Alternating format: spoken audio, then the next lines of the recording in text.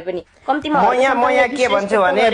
बुइनी म तिमीलाई लिन आएको बुइनी तिमी खुरुक्क राष्ट्रिय स्वतन्त्र सुन बुइनी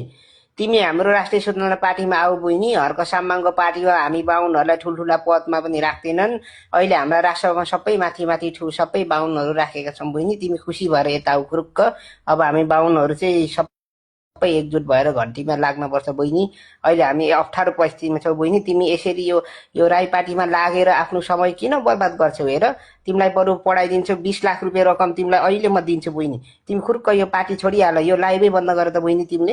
तिमीलाई लाज शरम लाग्दैन एउटा बाहुनकी छोरी भएर यसरी वंश गद्दार कुरा गरेर हिँड्न बहिनी तिमीलाई नैतिकताले दिन्छ बहिनी त्यो भएको कारणले भरत तिवारी जस्तो मान्छेलाई हामीले सुधारेर ल्यायौँ अहिले भरत तिवारी सुध्रेर कति मजाले आनन्द काम गरिरहनु भएको छ यसपालि मेयरमा उहाँले उठेर जित्नुहुन्छ बहिनी तिमी पनि यो खुरुक्क यो पार्टी छोड यो शरम संस्कृतिको यो बन्द गर बहिनी तिमी खुरुक्क हाम्रो राष्ट्रमा आऊ बहिनी तिमीलाई अहिले हाम्रो राष्ट्रसभाको सरकार छ तिमीलाई जागिरदेखि लिएर हरेक कुराहरू मिलाइन्छ बहिनी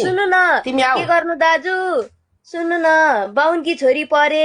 घन्टी बजाउनु त मन लाग्छ तर म गरिब छु तपाईहरुको राष्ट्रिय पुँजीवाद बाहुन पार्टीमा म आउन सक्दिन म आफैले पाल्न सक्दिन टिकटको 50-50 हजार तिर्न सक्दिन दाजु